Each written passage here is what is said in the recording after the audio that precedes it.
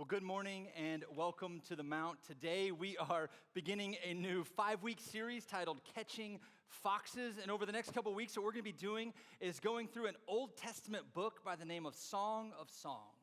And so whatever campus you are at, if you happen to have downloaded the Mount app, I encourage you to open that up right now, and you can find under the sermon notes section, you can find the notes and the scripture references and a place to take your own notes. If you are here and you brought your own Bible and you want to turn and follow with us, when you go to the table of contents, it may say Song of Songs and it may say Song of Solomon. That is the same thing, so go ahead and turn there.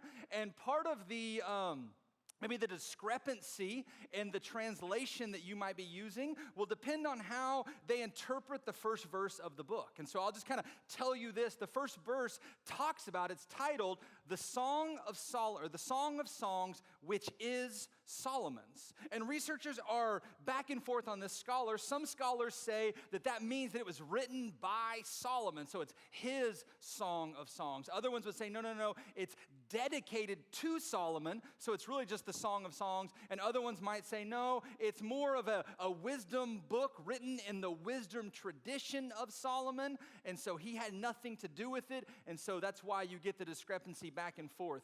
And so over the next several weeks as we go through this series, just know I may flip back and forth. I may say Song of Songs, I may say Song of Solomon. Grammatically, they are both correct, and you can say whichever you want as well. Well, while you are turning there, I recognize that across all of our campuses, as a church this size, that we could have a very different, maybe context for how we've related to this book. Maybe for some of you, you tried to read the book Song of Songs at one point. And what happened was, as you begin to kind of dive into it, you got kind of halfway through the first chapter and you found some language around stags and gazelles and mares and all these other things, and it got really complicated, and so you sort of just backed up from it for a minute. And that's partly because this book has been interpreted in two main ways throughout church history.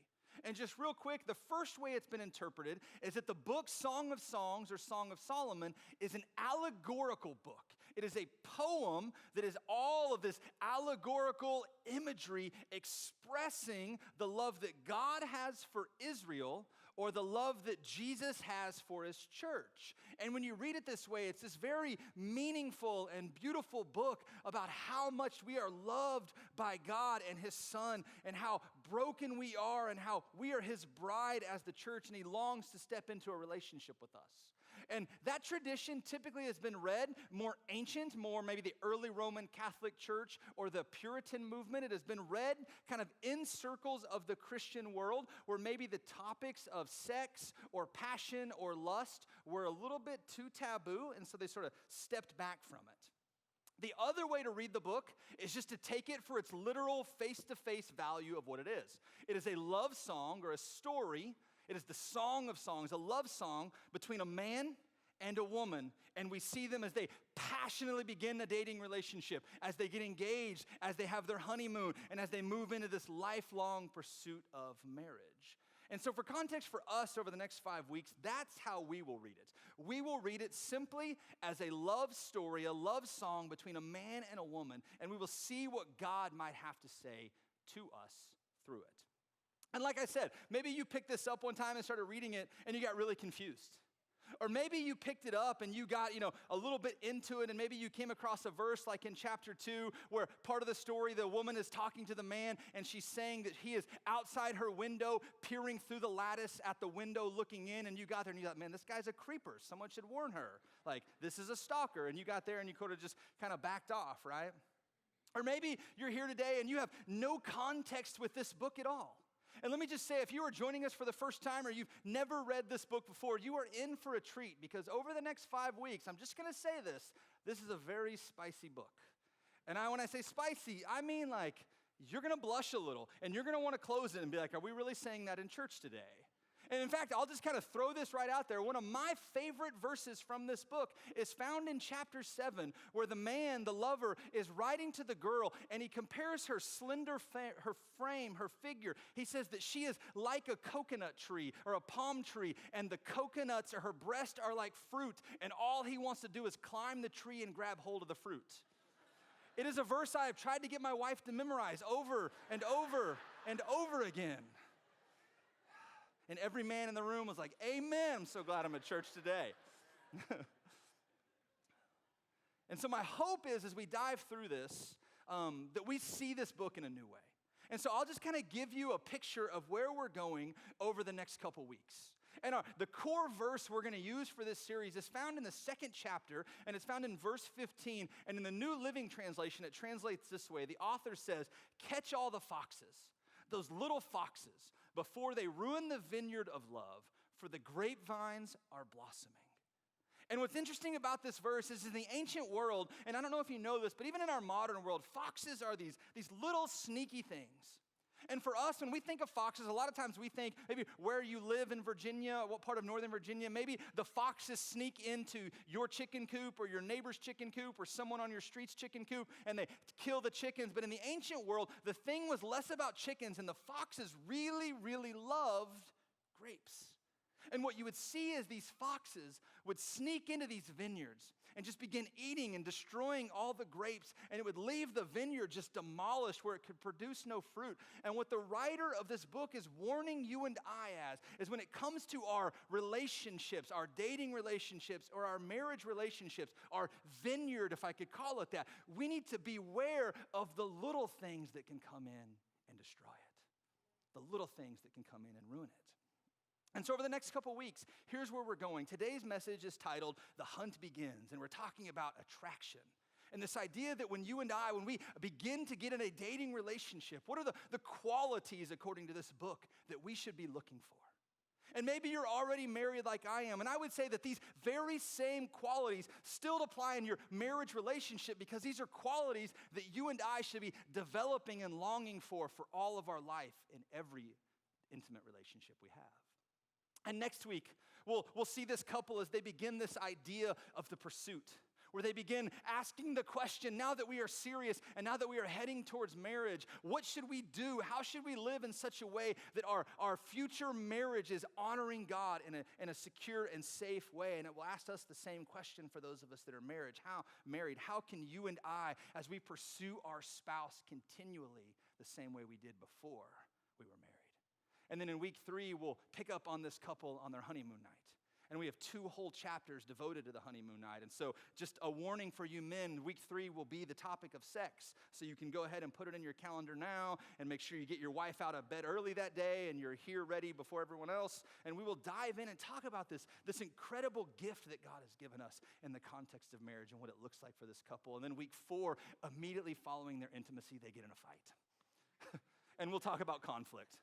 We'll talk about how we handle conflict in a healthy way and how we see God work in and through us in conflict. And then week 5, maybe one of my favorite weeks, is we'll talk about this idea that God, for those of us that are married, God doesn't want us to get to year 5 or 10 or 15 or 20 or 30 and just settle.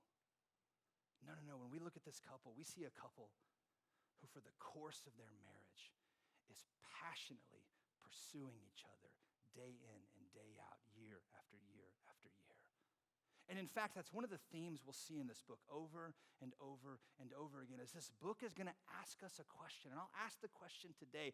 For those of us that are married, the question the book is going to ask is, do you desire your spouse? Not do you like your spouse? Not do you love your spouse? But do you desire your spouse? Do you desire them with the passion and the longing that maybe you once had? Or has the flame fizzled and sort of gone away?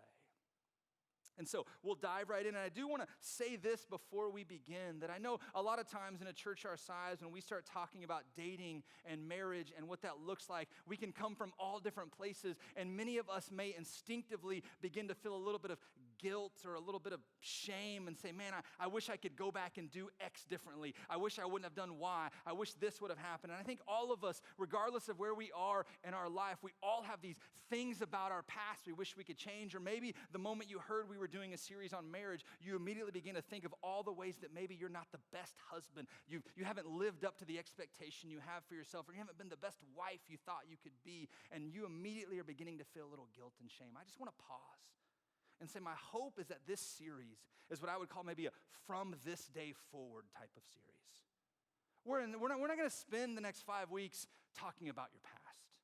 We're not going to talk about what you've done or what you wish you could do or what you wish you could change. No, we're going to talk about what this book shows us as a vision for the future. And I hope, my prayer, my goal, my dream is that you leave here after 5 weeks and you feel empowered, regardless of your past, to live out your dating and marriage relationships the way God has intended you to live it in a God-honoring and healthy way.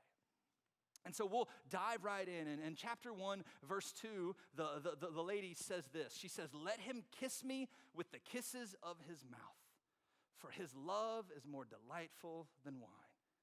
And she just sort of dives right in, right? Like there's no like a gospel of like when Paul's writing and it's like to the brothers and blood. She's just like, let him kiss me with the kisses of his mouth. In other words, she's like, man, I just want him to kiss me.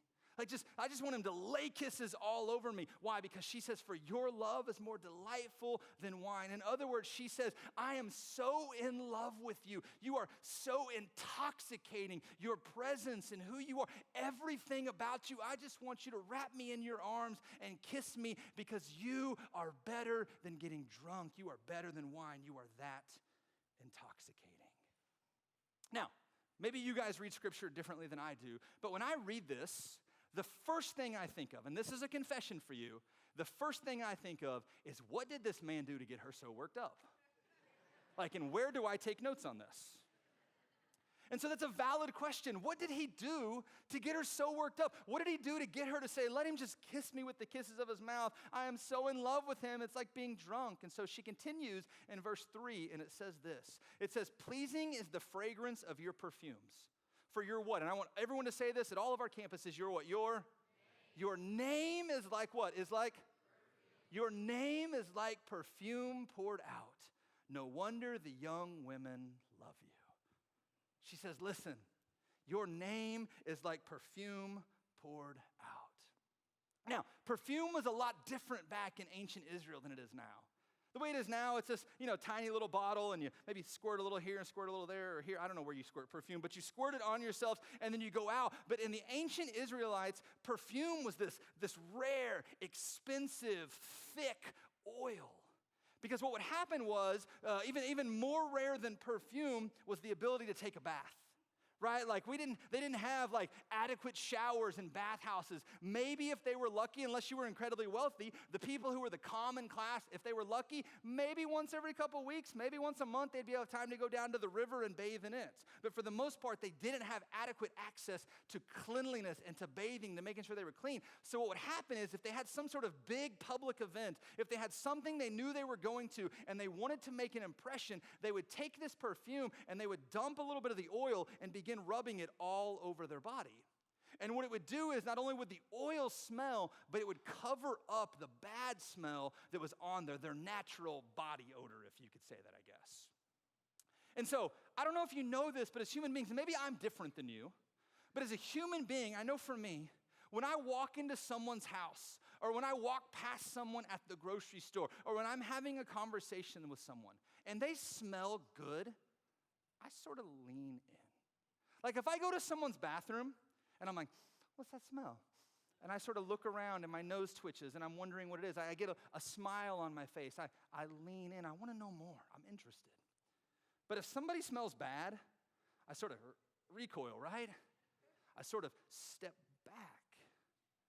I lean in when things are good and lean back when it's bad. The funny thing is we do this same thing with people's names. If I was to say the name Hitler, you immediately would attach a smell to it. What I mean by that is you immediately, without thinking of any specific action, you would immediately know whether you want to lean in or you want to lean back. You would immediately know whether it's going to make you smile or it's going to make you recoil. Why? Because you're not thinking of a specific thing that Hitler did, most likely. Most likely, you're thinking of the all-encompassing character and reputation of who Hitler was. And here's this woman who is so in love and on fire for this man. And she says, your name is like perfume. In other words, your character is attractive. Your reputation is good. I want to lean in at sound of your name. Question. Those of you that are in a dating relationship, I know for me, so many times the very first thing we think of is, does he look good, right? Like, does he work out? Does he have abs? Does his jawline look like he could cut glass? Is he exactly the physical characteristics I want? If we're a male, maybe we're thinking, I wonder how she looks in a bathing suit. I wonder, like, right? We're wondering about the physical attraction, but we see very clearly from this passage in the very beginning is, yes, physical attraction and desire is there, right? She says, let him kiss me. Being attracted is not bad, but from the very beginning, the first thing she wants to know is, does he have good character? Does he have good character? And I don't know where you are in your life, but maybe you are in a season right now where you are dating. And maybe this is a question you need to be asking of every person you consider dating. Do they have good character?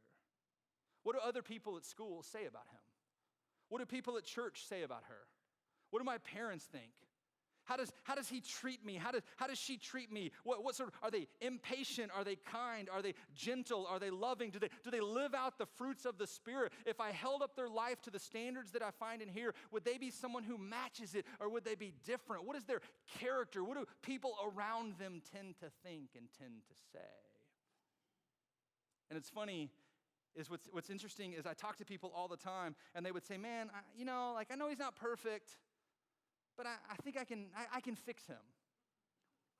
Listen, if he smells bad now, he's going to smell bad later. Like, there's not really a kinder way to say that.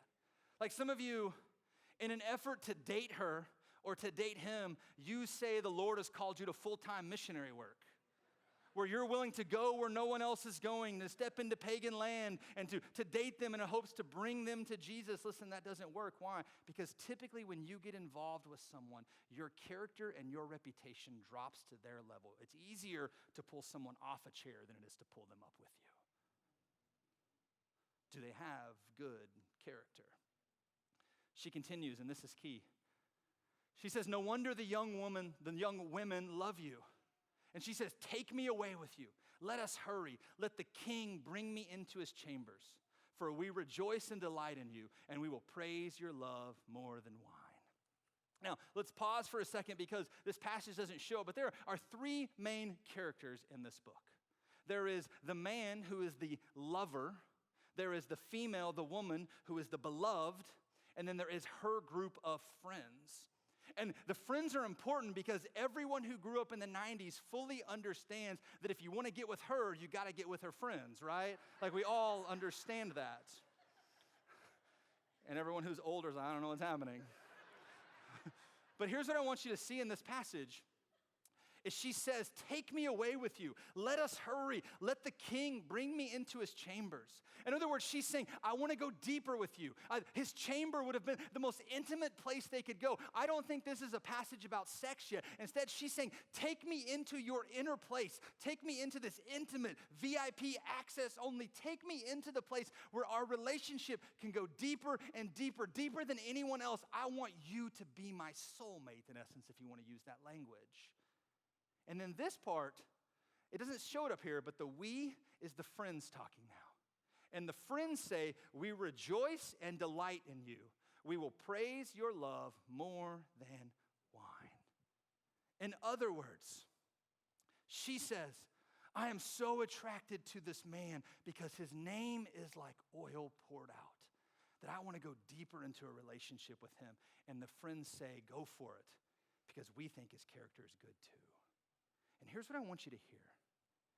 Character is always, always, always confirmed by others, not just by you. Why does that matter? Because when you begin to fall in love with someone, you can become so infatuated with them that you don't see what others see. And you may say, yeah, but they just don't know her the way I do. Like, he really is kind when he's not at work. Man, that's a flag, guys.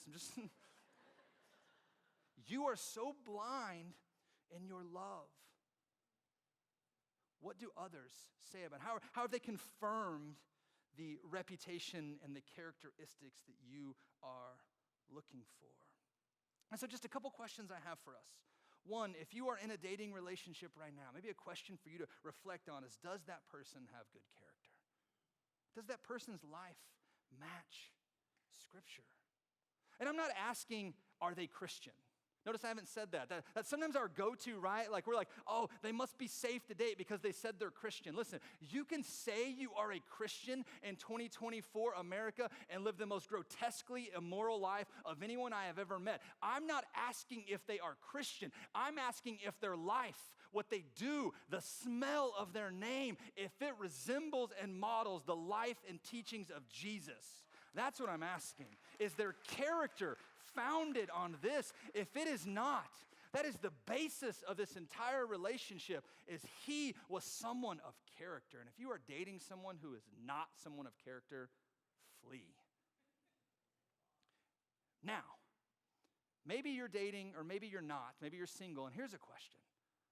How's your character? You see, are you becoming the person that your future spouse is praying for? Maybe a way to think about this question. Are you becoming the person that you want to find in someone else? Because I'll tell you this. If you find yourselves continually attracting someone of the opposite sex who has bad character, it usually means you're fishing with the wrong bait. It usually means that your character might need a little bit of work.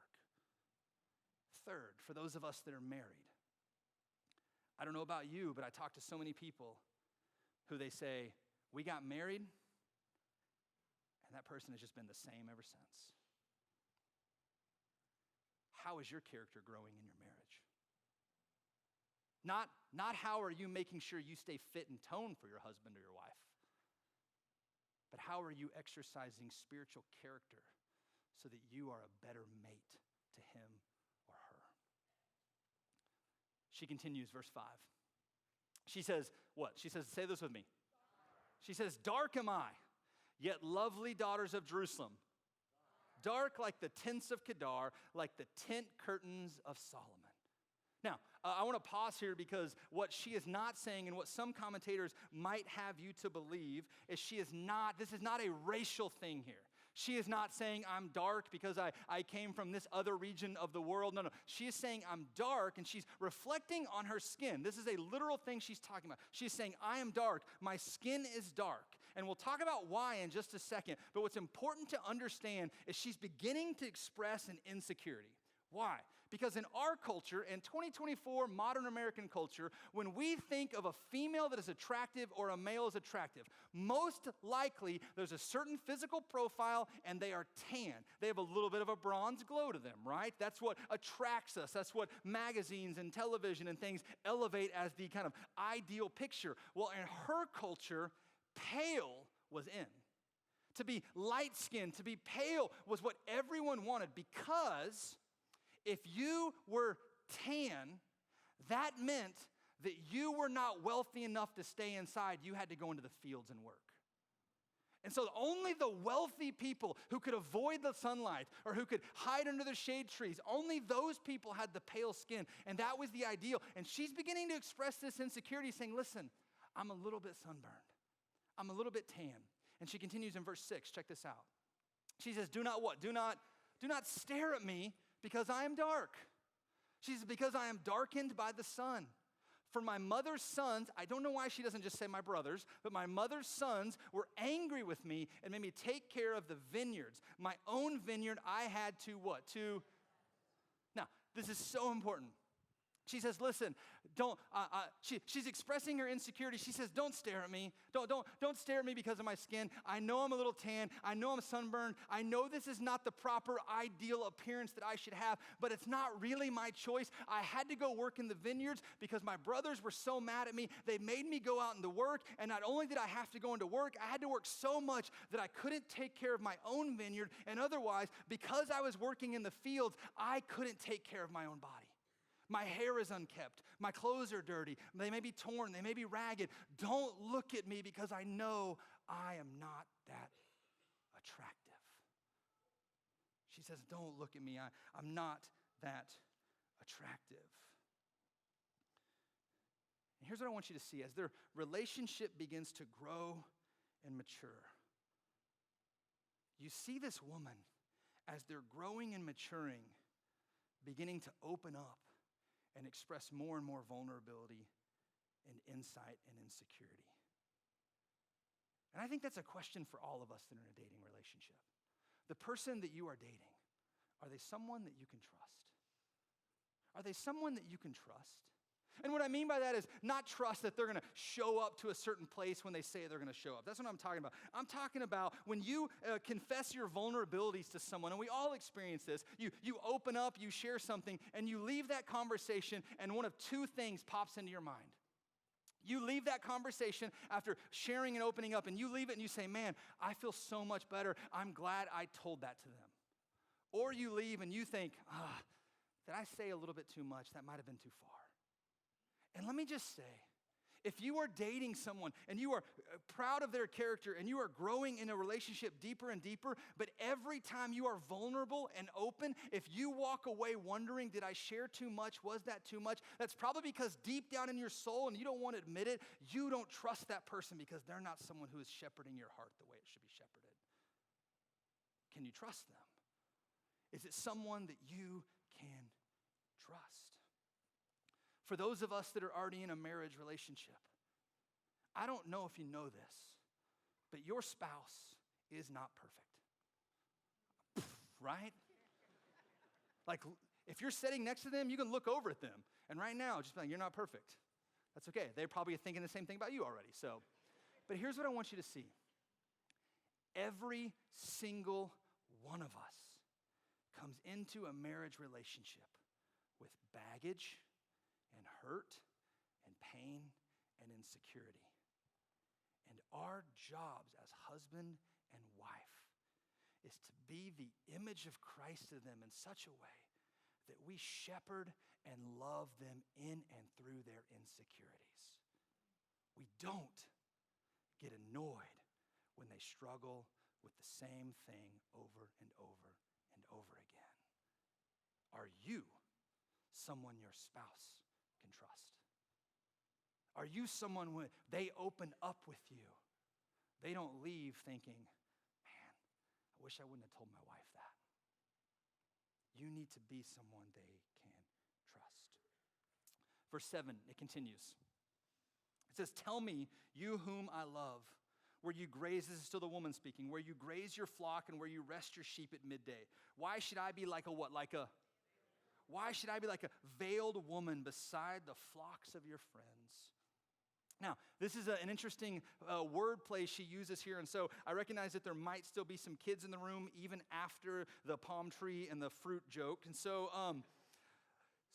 when she is saying, should I be like a veiled woman was a woman who would go into relationships with men for a price and perform duties and then be done with the relationship.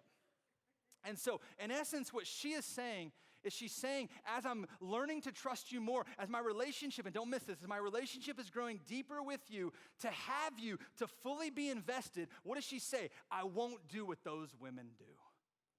In other words, she says, I have standards. I have standards. And I'm not going to do what they do. And I don't care how much I love you, how much I like you. I will not compromise my moral and my values and my standards just to get you the way other people would. And maybe a question for you if you were in a dating relationship and you are evaluating, is this person someone that you want to continue with? Maybe the question you need to ask is, do they have biblical standards? Do they have biblical standards? And what I mean by that specifically for context of the passage, and then I'll unpack why it matters, the context of this passage is referring to the way God has created and designed sex in our world. And we'll talk about this in week 3, but sex is a really, really good thing. It's not a bad, dirty thing that we need to avoid and never talk about. Sex is a gift from God, but it is only a gift from God for one context, and that is the marital relationship between a man and a woman who have covenanted and committed together for all of their life. Anything outside of that would be what God's word would say is sin. Now, we'll talk about that in week 3. Here's why it matters for today's context, though, is because, I don't know if you know this, But a lot of times when you're dating someone and they say, yeah, I know that's what it says, but man, that was like 1,000 years ago. And they begin to compromise on one thing found in here. What's to say they won't compromise on 2 or 3 or 4 things? And listen, not always, but most of the time, if someone is willing to compromise over and over and over again before marriage, what makes us think that all of a sudden they will stop compromising in the future when their marriage is not going the way it should be going? Do they have standards? They matter. And this woman says, I won't do what the others are doing. Why? Because she doesn't want what others have. She wants something better. And let me just say, Mount Church, if you are here and you are single, I don't want you to experience what others have. I want you to experience what God has for you. Something so much better, so much more holy, and so much more pure. And lastly, a question to ask yourselves in your dating relationships is, do they build you up? Do they build you up? Remember, she's feeling insecure about her skin and her appearance. And what does he say? Verse 9. This is the first time he talks to us. So he says, I liken you, my darling, to a what? To a mare among Pharaoh's chariot horses. Oh, this dude does not know how to pillow talk. I mean, listen, she just spent how many verses?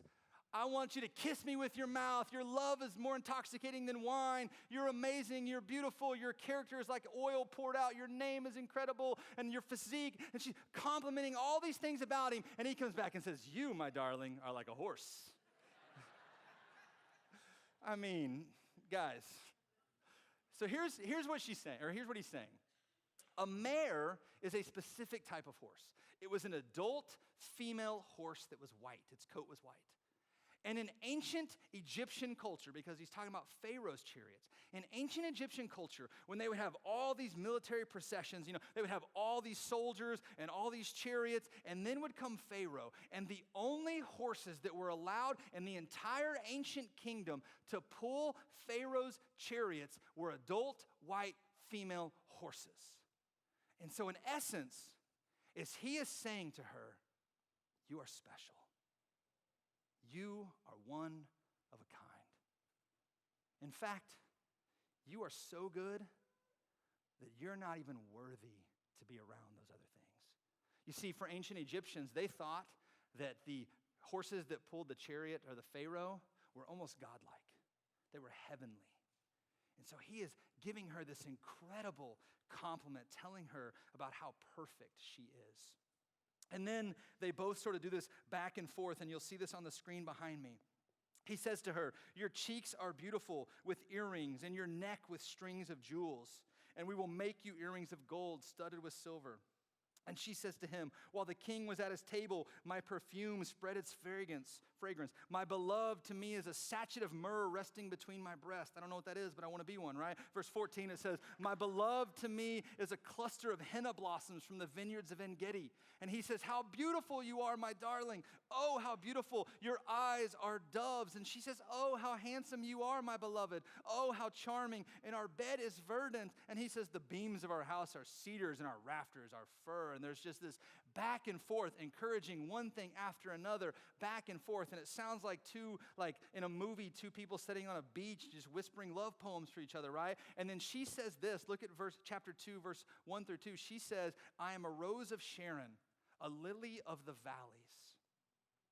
And when we read this, we think a rose of Sharon is this incredibly rare rose. No. In her common ancient Israel world, the rose of Sharon was just a common country wildflower. In essence, she's saying, listen, I know you're pouring into these words of affirmation to me, but I'm just a common girl. I'm just like everyone else. I'm just somebody in a valley, a common wildflower. And he says, look what he says. No. You are like a lily among the thorns. You are like a lily among the thorns.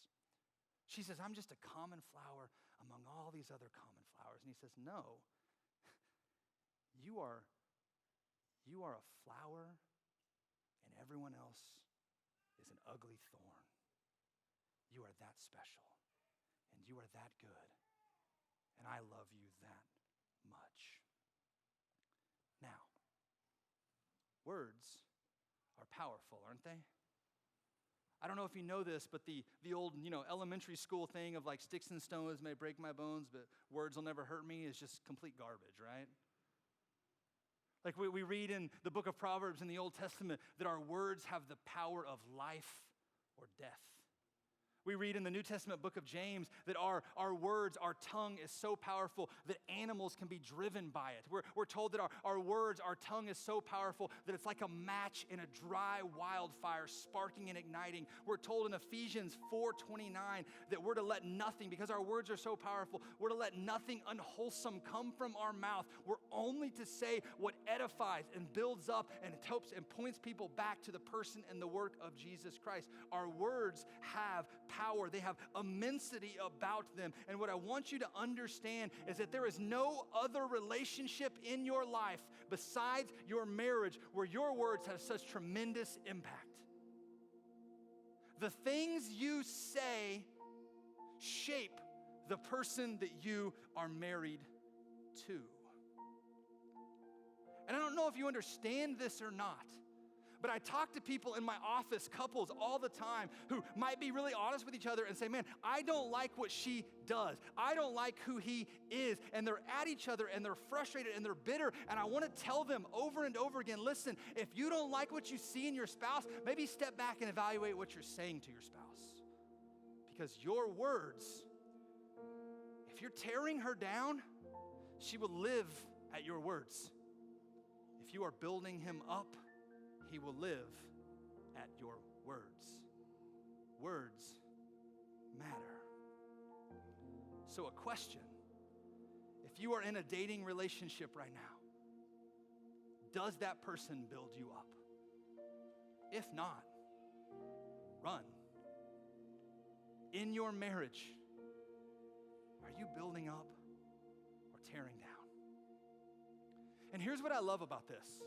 Is this woman, look what happens when the man speaks these words of encouragement to her. In verse 3 of chapter 2, it says this. It says, and this is her talking, like an apple tree among the trees of the forest is my beloved among the young men.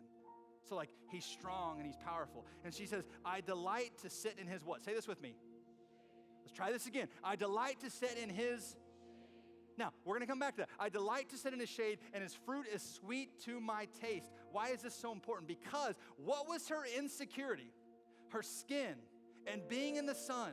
She didn't want to be in the sun. She didn't want it because that meant that she wasn't as pretty and wasn't as beautiful. And in chapter 1, you see her talking about all of her insecurities, all the things she's not good at. At the beginning of chapter 2, she's leaning into him a little more. And then they have this back and forth, this encouragement. And all of a sudden, because he cherishes her, he adores her, he loves her, he speaks words of encouragement into her, watch what happens to her. She comes alive. Look at this in this next verse. It says, let him lead me to the banquet hall. Don't keep me in private. She's fine going out in public now. Take me to the finest places you can. I don't care what my skin like. Take me there and let his banner over me be love. Strengthen me with raisins, which were an aphrodisiac. She's saying she is physically turned on and attracted to him right now. Refresh me with apples, for I am faint with love. His left arm is under my head, and his right arm embraces me. Don't miss this. I love this. She is suffering from insecurity over her skin, and she says, because of his words of encouragement, he shades me. He protects me. He watches over me. And when he speaks words of encouragement that protect me, her response is to come alive. And she says, man, his hand is like this and he's like this and we're about to,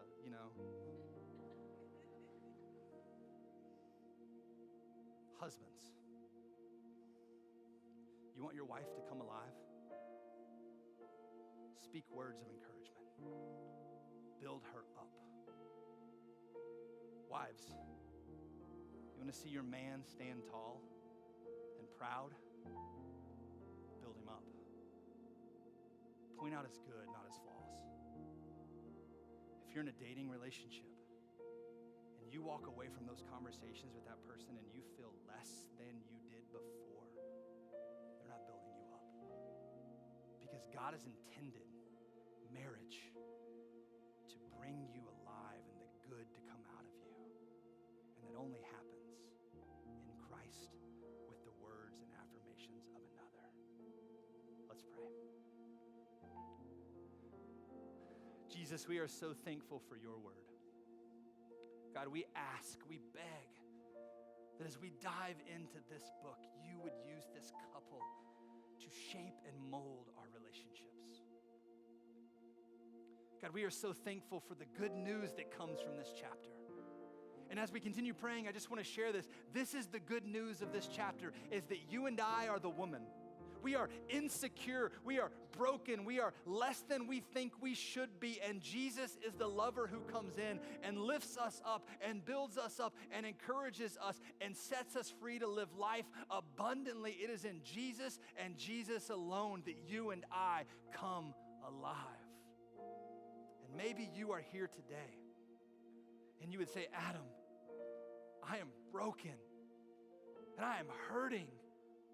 And I feel less than and insecure, like I'm not good enough in this area or this walk of my life. And what I want to tell you is that Jesus wants to come into your life and make you new and bring you alive. And all you have to do is believe. And so this morning at all of our campuses, if you want to surrender your life to Jesus and to trust in his love and his embrace, would you just be bold with our eyes closed and heads bowed and slip up your hand right where you are? Jesus, I need your love. I see your hand. I see your hand. If you raised your hand, I want you to pray this prayer with me. Father, I am a sinner. Jesus, come into my life. Make me new. Be my King. Be my Lord. I surrender all.